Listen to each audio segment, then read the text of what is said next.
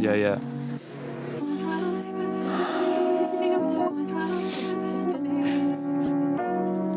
It's gotten to the point where I don't even need hunger to do this shit anymore.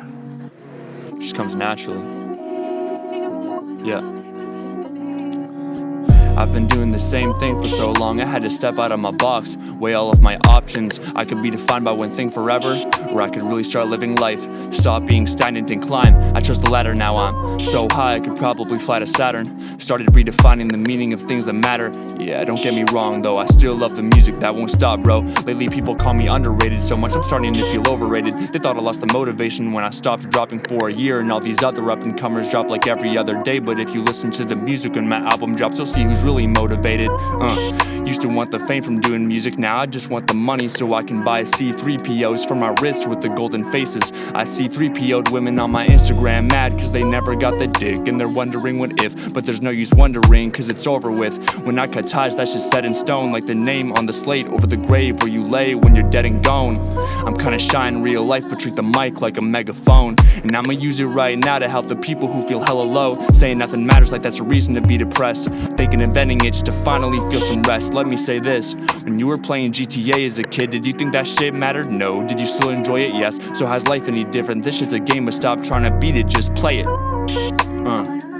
And my musician friends are stressed by getting famous, in their 20s thinking it's over for them, that's hilarious.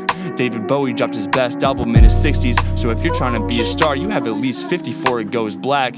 But I'm just trying to stack up so much cash I can live as long as Walt Disney's old ass, and be frozen next to him in one of those tubes, and be woken up in 3022, excited to see the innovative ways we've improved and all the previously impossible things I can do.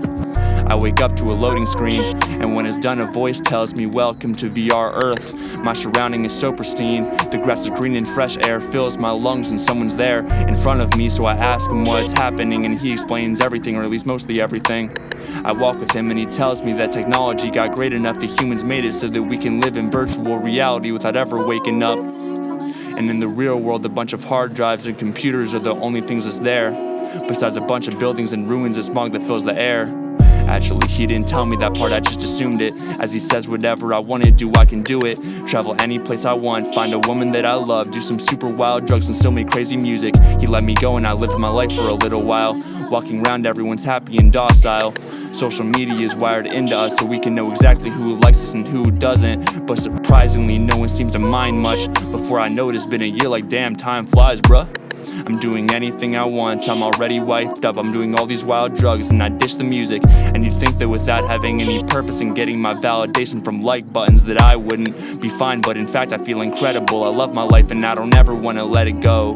Sometimes something feels off, but I feel even more calm the next day, so I let it go. I live the rest of my days up in this place, feeling great every step of the way.